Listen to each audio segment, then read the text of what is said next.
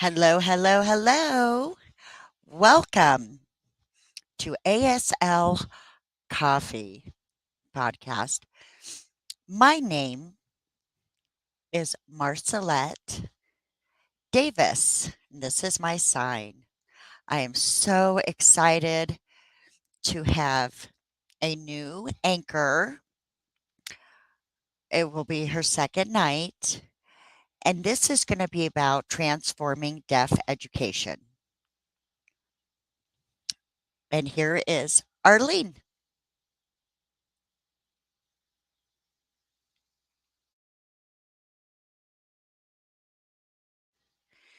Hello. Hi, Arlene. Welcome.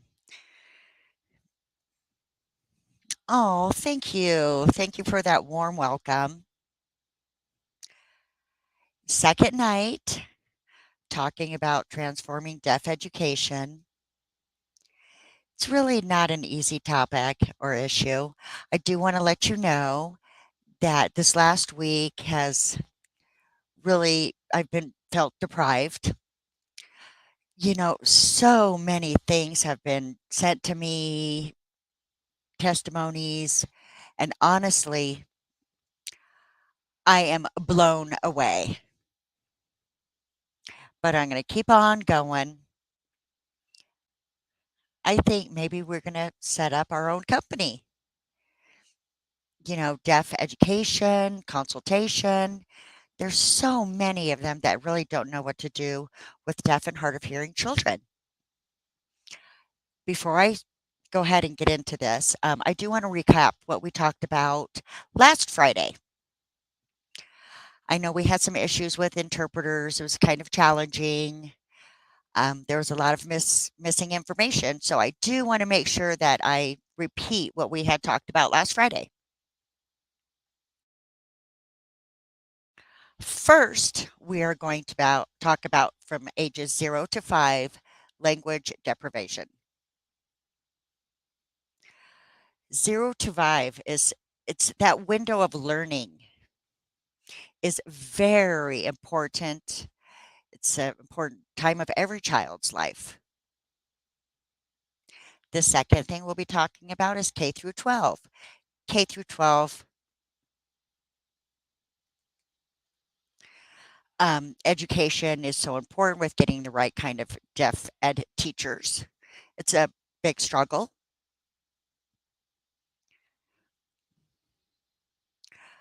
There's a lot of things that are involved. They don't have those license. A lot of them aren't able to get their teacher's license. A lot of them say,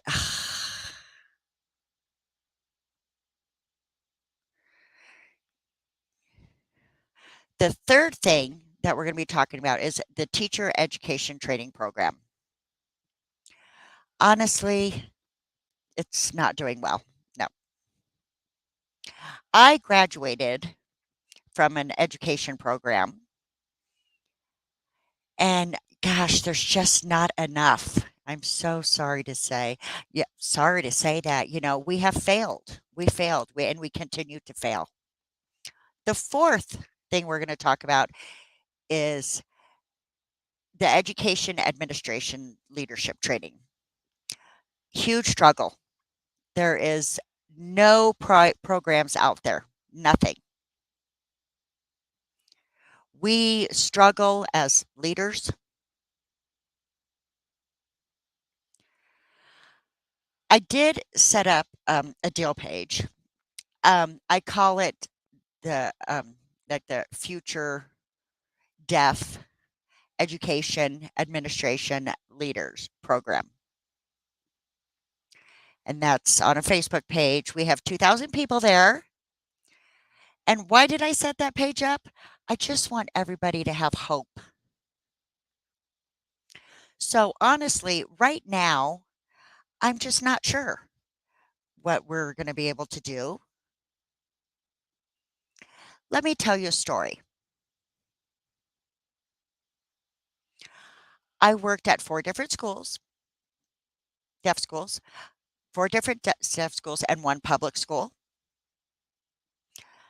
Whew. Traumatizing experience. I was a classroom teacher. I was the school principal. I was a specialist.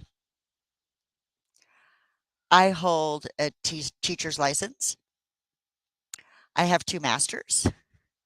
I'm not trying to be big-headed, but I have a master's in deaf education, bilingual, cultural, and also educational administration as a principal. I have seen enough. You know what's funny?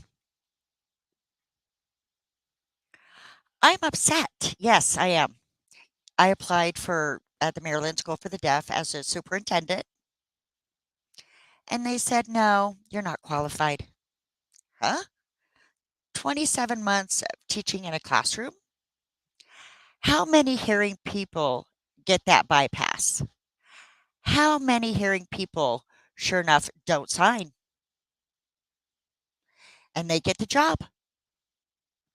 So I'm calling out on Shane. Now, really, it's a business mind is what he has. He has no place to really talk about education. 27 months, really? What about all those people that really have the credentials, certificate, and they don't really sign? No, stop. I have to put a stop to that. I'm sorry, Shane, I am calling you out. You have no place to tell people what to do. 27 months of teaching in a classroom when so many hearing people overcome, honestly, overcome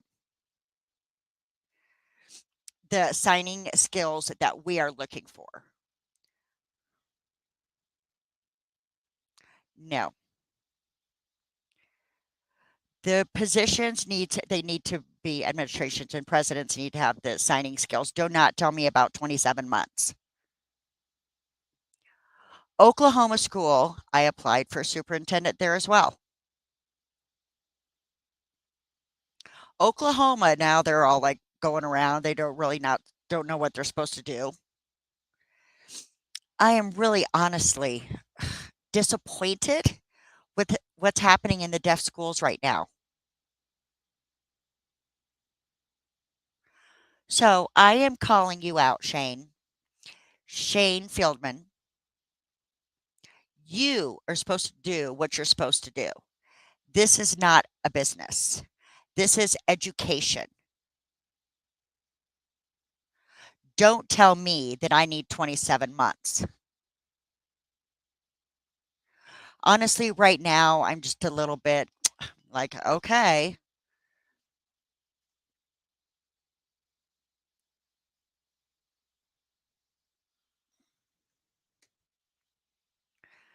I'm frustrated.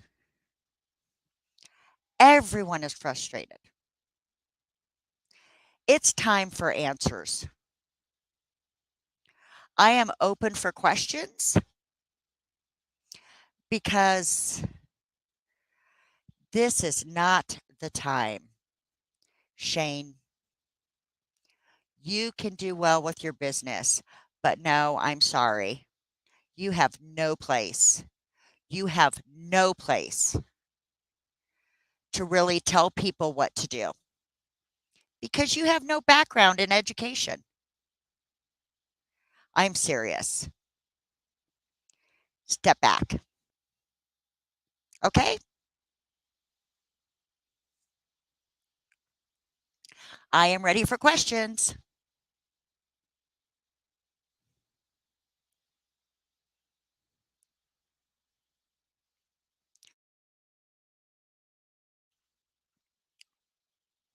Lori Fuller, Emily Carva from the audience have a comment.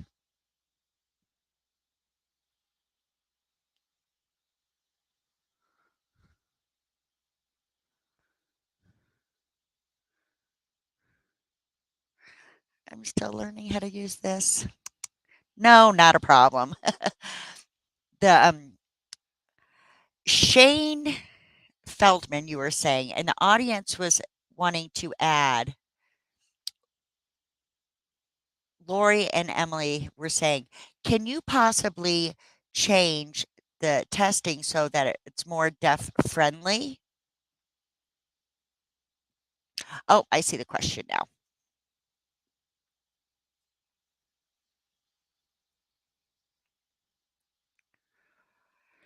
I am trying. I'm trying. Honestly, yeah, I am trying to make this more friendly. You have to be part of this change. I cannot do it alone.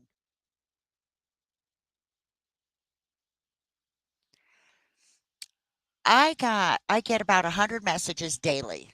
It's a lot, and I have the compassion, and I feel for you, but at the same time, I just can't do it alone. I need you to be part of this, to be part of this change.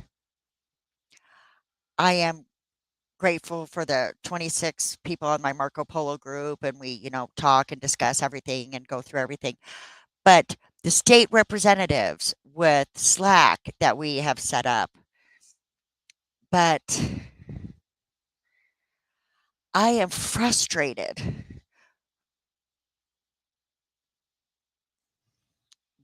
and we need to demand, and it should not be a demand for hearing people. Hearing people are moving up, and deaf people are just going to be hitting a certain cap. No, that's why I'm calling out Shane Feldman when he says 27 months of classroom experience. You make me laugh. We're letting all those hearing people move up while the deaf people can't. That is so wrong. Another question.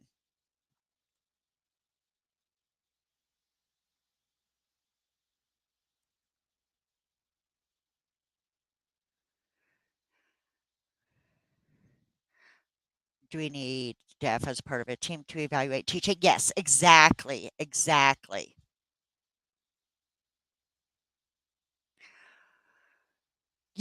We can't even set up teacher qualifications. Honestly, it's just,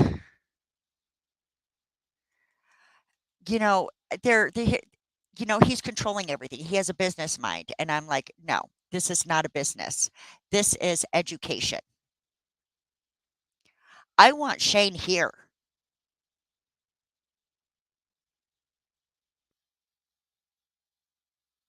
Can you see me? Can you see me okay?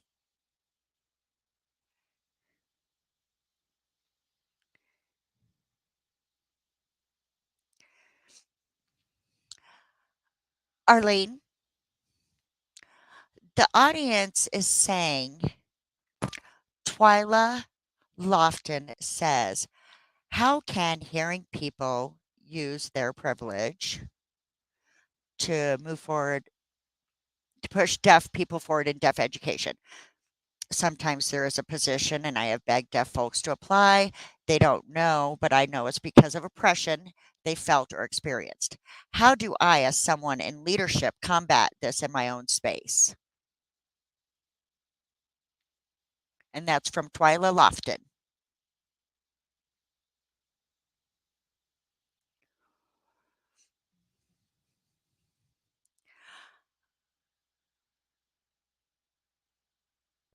Let's put this back up. I'm going to interpret this as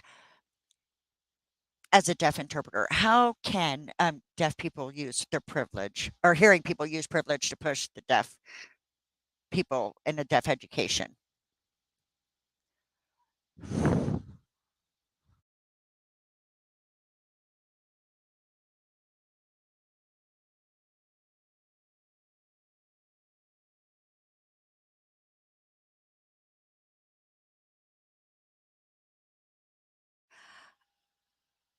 I just, there's a lot of oppression and stuff, and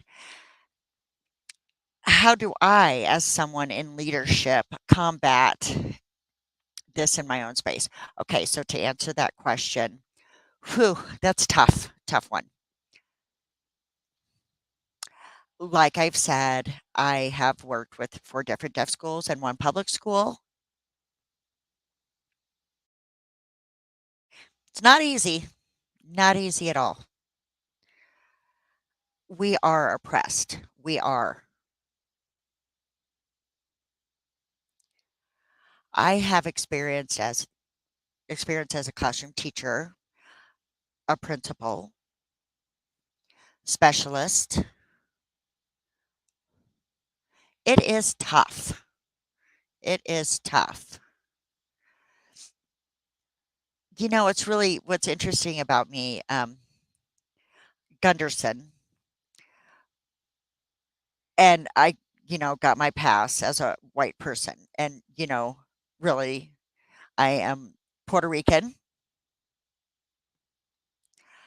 My aunt always says, keep the name that Gunderson, you'll get through life. Huh. Okay. And I did. I moved all the way up.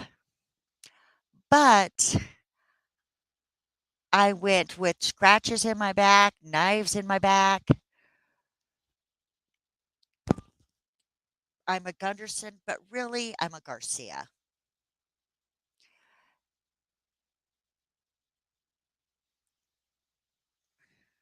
Oh, we have another one from the audience. Emily Carva says, why don't you use portfolio instead for specific deaf professionals who have failed several times? Can you respond to this, Arlene?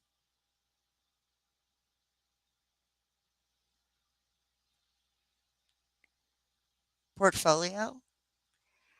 What portfolio are you talking about? Really, today it's just portfolios are different. If you don't mind answering my question, what portfolio?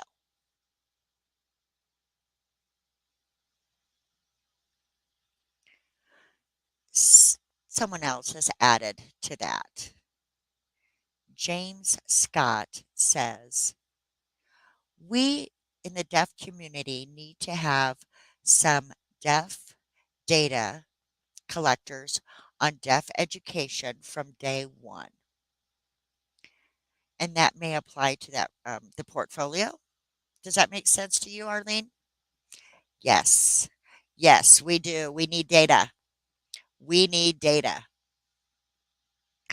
Now, my question is, Candace has also added a question. What about teachers' portfolios? Okay, data. I want to tell you, we do need data. We need to collect that data. Yes. That's why, I was thinking I need to set up my own company, transform deaf education, as a consulting company to help people to collect that data because we do not have data right now. We are lost in data. Teachers' portfolios. Um, Remember, 85% are hearing teachers. 85%. That's a big number. Tomorrow's webinar, go make sure you go register and you watch what the Dr. David Gislin says, Dr. Rosin. We'll have all these different people who will be explaining everything about what you need to know. We have data based on 2008, though. So that's why I'm a little, you need to be with us.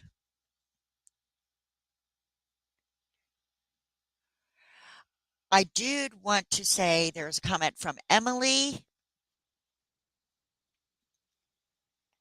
and Emily is saying that's what I meant. Teacher portfolio to evaluate our skills instead of retaking state exams.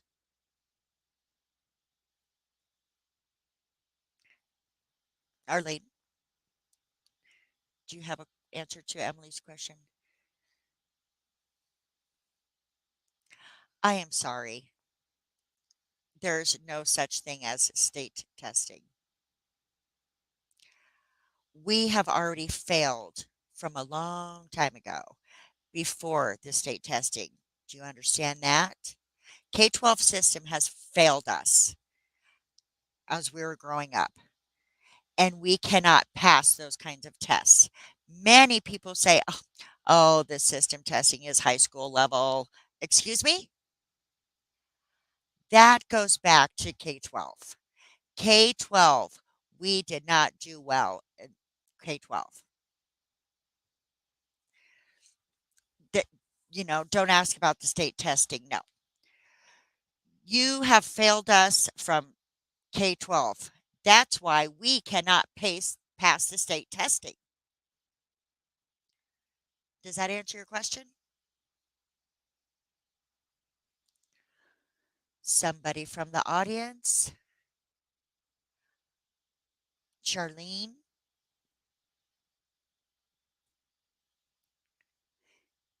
is saying that the data is old from about 2008 regarding the deaf education data that's collected. I agree. Yes, it's very old and we are stuck. I am asking for 2016 and in 2016 data, to see what it looks like, and they're trying to find it. So I think I might have to go back to school and get my PhD and get that data. Honestly, it's just very sad and unfortunate. The the latest was 2008 data that we have, and you will get that information in the webinar tomorrow.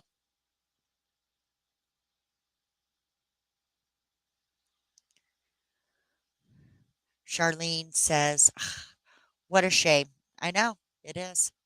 I know, and I was just shocked. I mean, honestly, I feel you. I feel you. I was like, "What? 2008? What? Ugh, gosh, that's oh my gosh, 20 years." Can you imagine how I feel? I am angry, but I'm trying to keep my cool.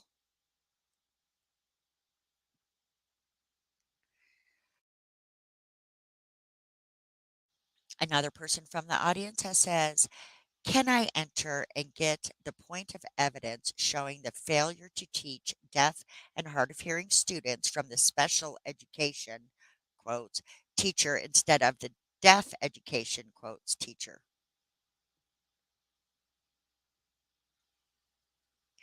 Can James come in here? Arlene, do you want to let James come to talk about that? Sure.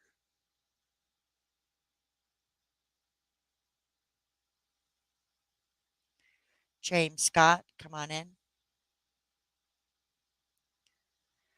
Once James comes in, then we can have this discussion from there.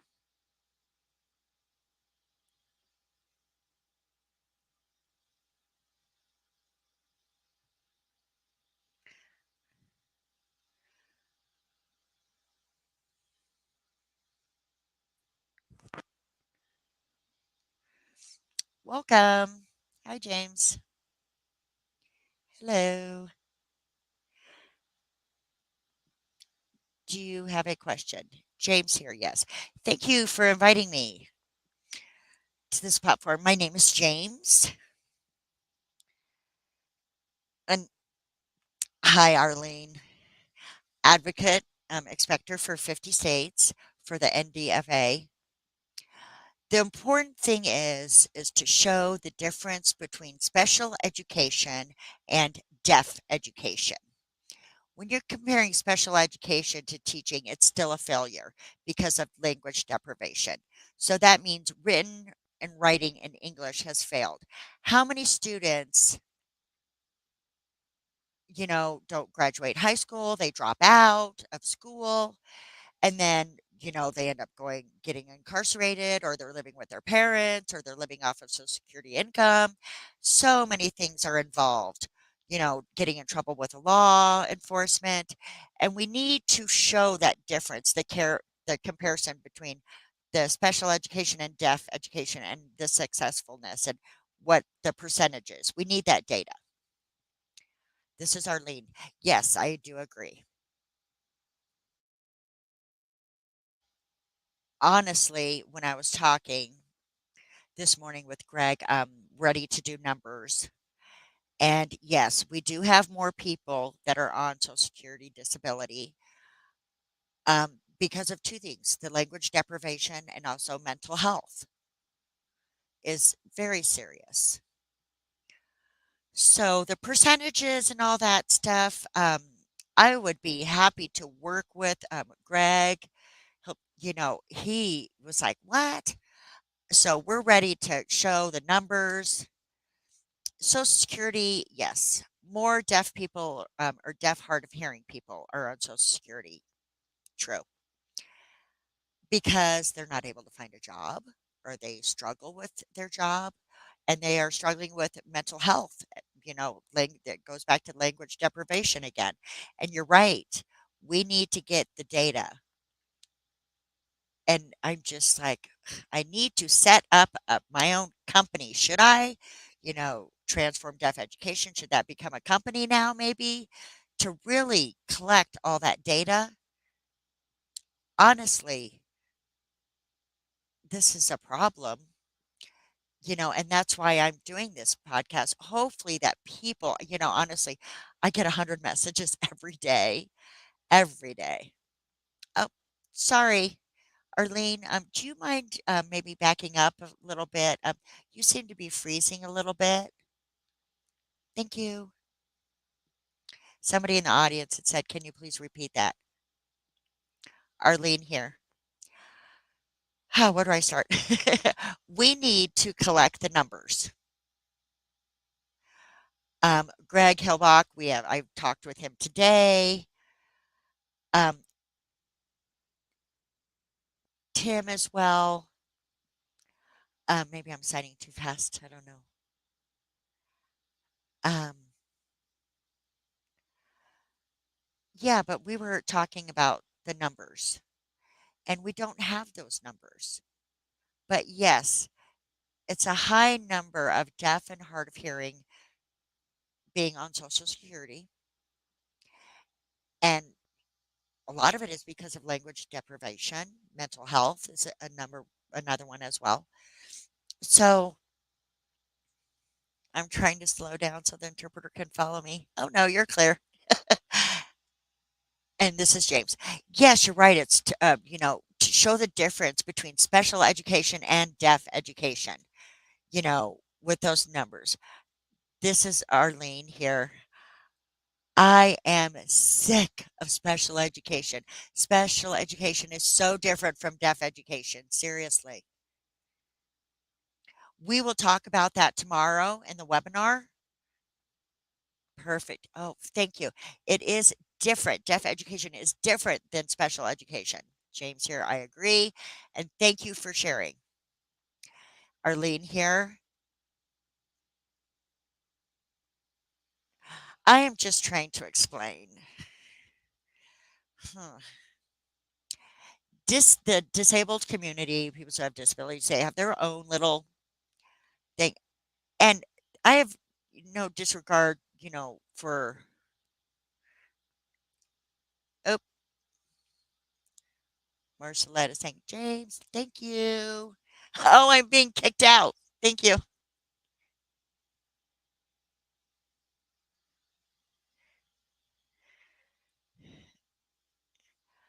Arlene, Arlene, someone from the audience, there's two. They're pretty long questions. Michael Gallagher is asking, Did the deaf school fail to meet state education department requirement to graduate? Is that why they use lower testing standards like ACT, or they do the ACT instead of the SATs? Is that the cause for all the teaching certifications? Arlene? That's a tough question. You can't ask me that question. It goes back to the system. The whole system is what has failed us. Honestly, go back. I am telling you over and over, teachers cannot pass the teacher's licensure. That is, we need to go back to and from K to 12. So we are failing them from K to 12. Can you say that again? You are freezing. We need to go back. Yes, it all goes back to K through 12 education. We are failing between the K through 12 so that they're not able to get their teacher's license. We cannot pass the teachers to get a license, so we cannot become teachers.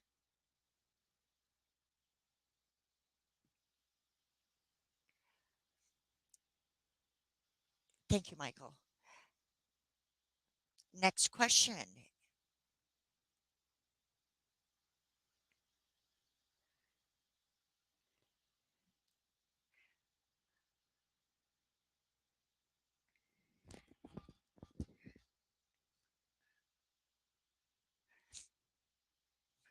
Oh, we don't see that. My goal is to do some research how language is deprived. I want to see the text, how education impacts their lives. I keep, always have your name in my mind as I'm writing this. Oh, here we go. Here it is. Arlene, or have you read the text? Yes. Language deprivation is real. I do know that. And I have already talked about my dad. My dad, he went into school and was deprived of his language. Many of us are language deprived. I get you. That's why we're having this conversation. That's why we're moving on. That's why we're doing this. Transform deaf education because I am tired of it. I have seen enough. I think you all have seen enough. The audience is cheering, woohoo, yay, woo, yes, yes, that. I hear you. I see you. Next question. There's quite a bit of questions popping up here.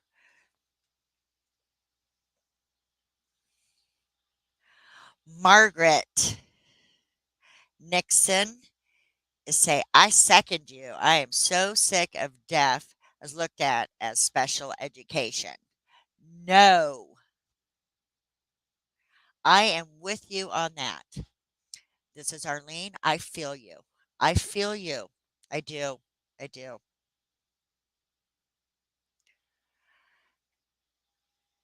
There's other ones that are saying, yes, you make sense. Yes, you are right.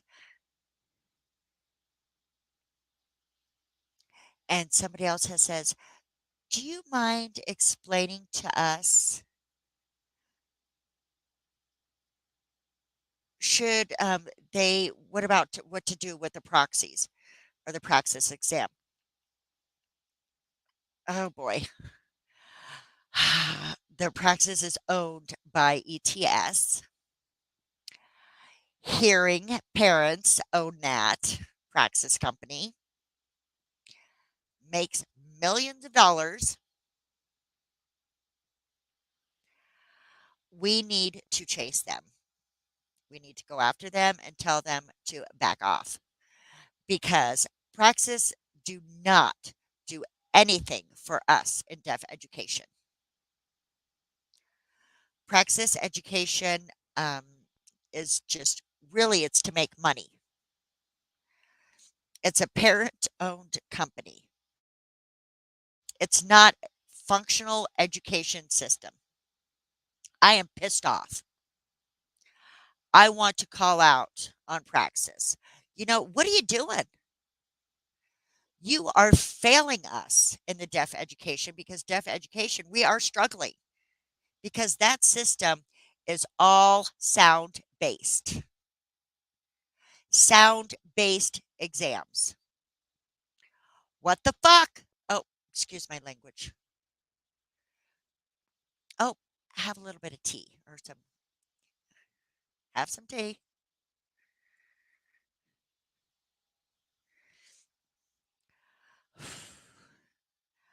Praxis, get the fuck out. It's Friday night. Woohoo. No, I'm from the Bronx. I don't play. I don't play. I am angry with Praxis system. I'm angry. Ooh, let's calm down a little. Let's keep this PG because there's children watching. Children are watching. You too with the audience, please. Thank you. So now let's get back to the audience.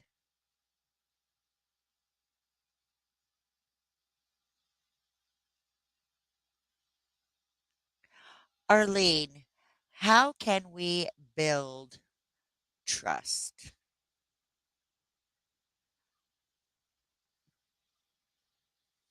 for this movement? I know that we cannot look back, but years and years of neglect for the smaller deaf schools, and they need help. They just were looking into some things and like who was the with lead K and how can we improve this?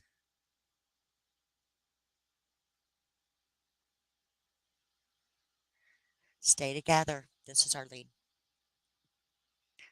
We have to believe in what we're trying to do right now. Transform deaf education seems to be the movement. Join tomorrow, the webinar tomorrow. We will talk about that. I'm really trying to figure out how I can provide support to make that change. It seems it's nationwide. So I can't do it alone. So I am doing this podcast every Friday, 9 p.m. Eastern Standard Time, so we can continue talking about deaf education and how we can make that change.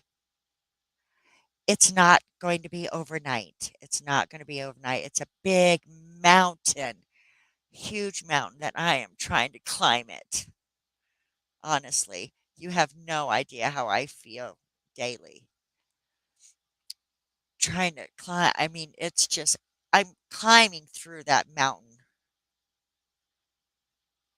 If you are interested, please email transformdeafeducation at gmail.com and be a part of that change.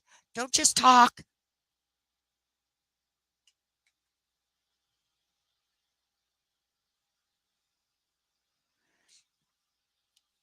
We have a whole bunch of comments coming up. Somebody wants me to repeat this. Arlene here speaking. Transform deaf education.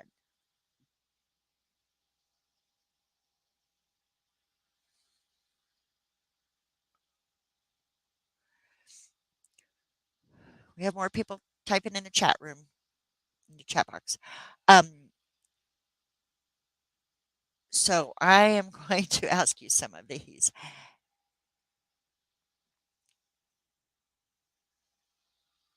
Katie Walker says, yes, so true. Culture friendly, discrimination against minorities. We have another one from Cindy, Molly. I feel like I am in your dad's shoes. I don't know how I made it through school and I went all the way until I was 21. We have another one from Chris who says, I stand with you.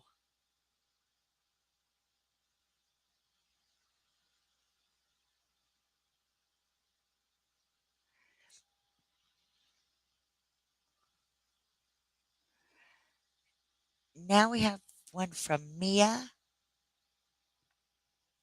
LeBoy Heisley. You were, what if Praxis, since Praxis is sound based testing, would the qualified teachers,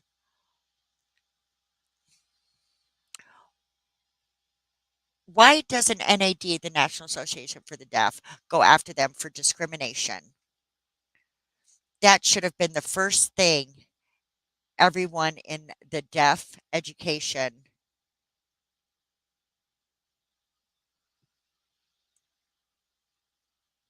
That should be against law. I would be livid. Well, that's Praxis. If Praxis is sound based testing, okay. Exactly. That's the exact problem. It is discrimination. It is. That's why we cannot get teachers of the deaf.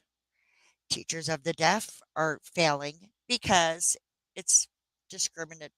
The testing is discriminatory. I can't even stress more about that. That's why I'm just ready to do a national federal lawsuit. We have to be together for it. We have to do it.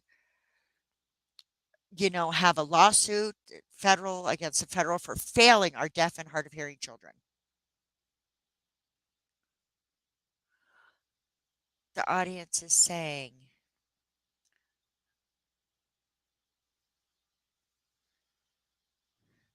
Laura saying, I believe in the LAUSD.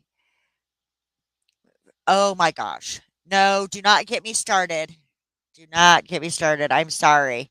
The Louisiana school, uh, their education structure. Do you want to respond to that?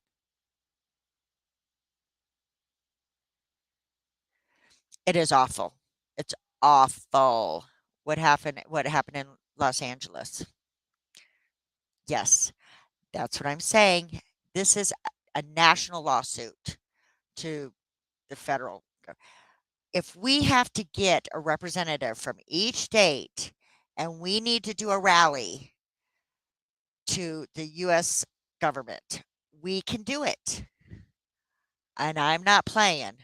I'm from the Bronx, girl. I will do this.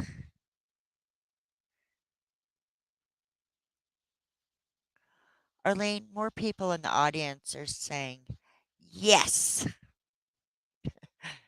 I'm ready.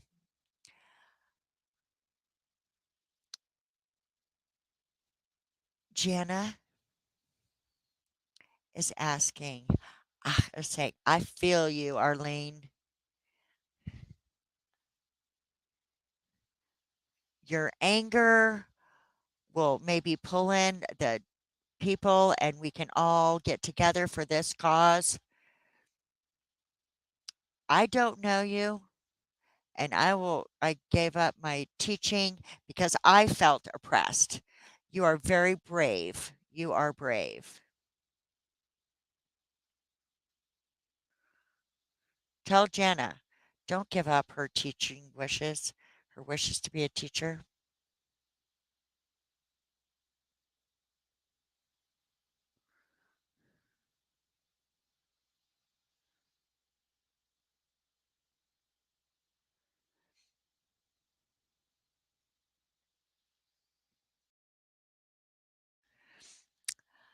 Okay, reading the text here.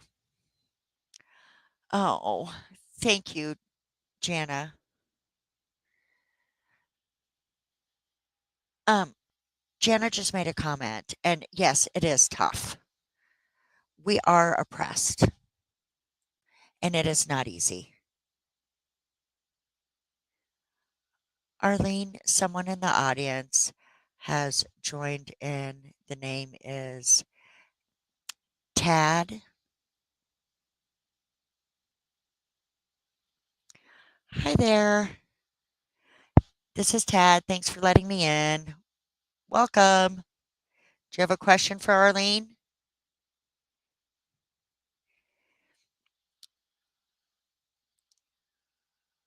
As a the deaf, I've seen so many things in the deaf community as a deaf teachers are complaining, talking about the K through 12 deaf children, but often they focus to the hearing. The problem is they overlook the deaf adults and some of the senior citizens who want to get involved, but they are also left out. How do we break this down? And, the hearing have plenty of classes and resources. There's plenty. And I just feel like the hearing people have taken over all the deaf jobs that could be available to deaf people. How can we pull in those deaf adults and senior citizens and make that a bigger group, and deal with the hearing that are oppressing us? This is Arlene. Thank you for sharing. And it is not easy. You know, all of us suffer. My dad is now 75. He'll be 75 real soon. Oh, um, and I understand what it means. What I'm doing for my dad and for the youth that we're trying to do for them, for their future. So I do understand how you feel. I do. We're trying to do everything. And that's why I said, I guess we're having some freezing going on. So we might need you to repeat. Uh, okay. Could you please repeat that? Thank you. This is Arlene. Okay.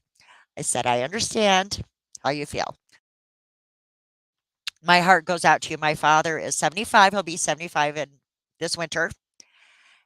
And I care about the future of my dad's life and, more about our children that we're trying to raise. Are you seeing me all good? Do you understand? This is Tad, but I feel like they're not really focusing on the deaf. Mike, this is Arlene. My compassion is wide. It's general, and I do want to say that. I have a bachelor's in social work. I have a master's in deaf education and educational administration. So, really, my heart is for all ages. So, I really want you to know, um, the empathy. I understand how you feel, what you experienced, the challenges, what you're facing. And that's why I'm here. I'm trying to make a difference. I'm trying to make a change.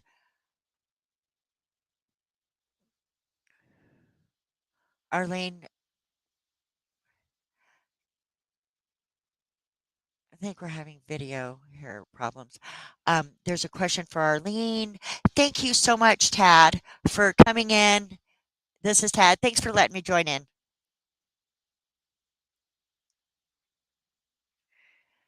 Perfect. So many more comments. So I'm going to, there's one from Mary.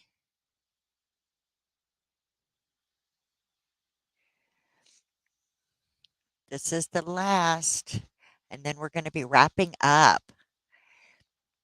In the past, the special education system failed us.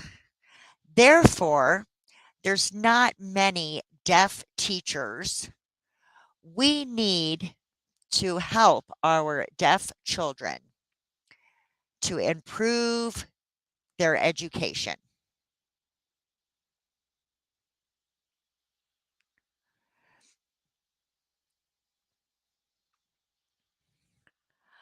Um,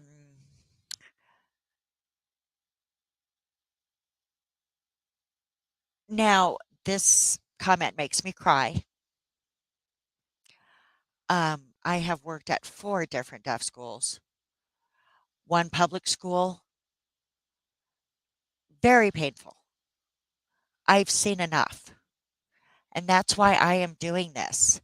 Transform deaf education.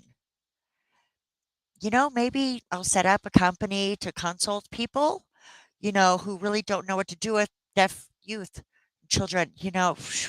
Honestly, this is very sensitive for me. And that's why I'm doing this Friday podcast. I am doing this on Fridays, this podcast, so that we can talk about this. Honestly, deaf education is a mess, a hot mess right now. Arlene, Mary says, thank you, thank you, thank you. I will remember you, Arlene, and hugs. Stand strong. Please register for tomorrow. Register for tomorrow. And we have put it in the chat what the webinar is.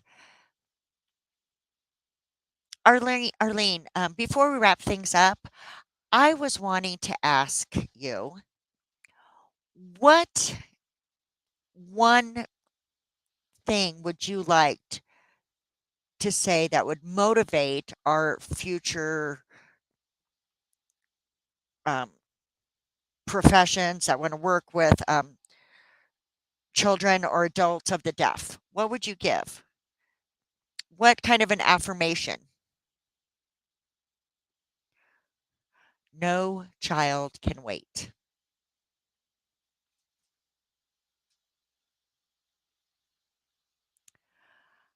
Okay, ASL podcast.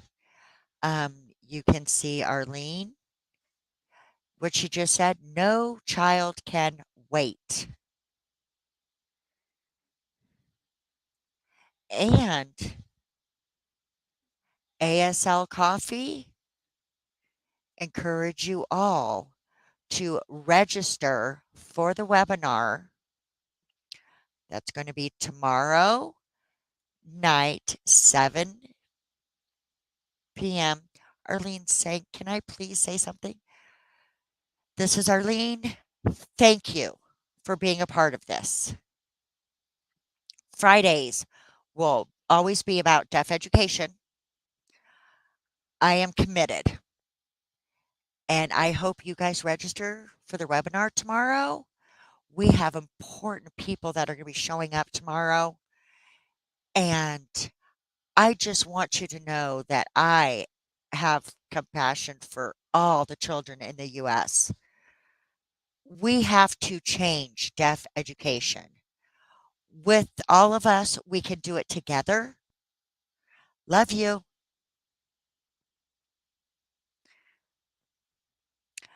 Perfect. Once again, before we wrap things up, I do want to say many, many thanks to Susie, who has given up her time to voice interpret this. Thank you. And it's supported by Patrick and wonderful director Daisy. Once again, thank you. Have a great evening.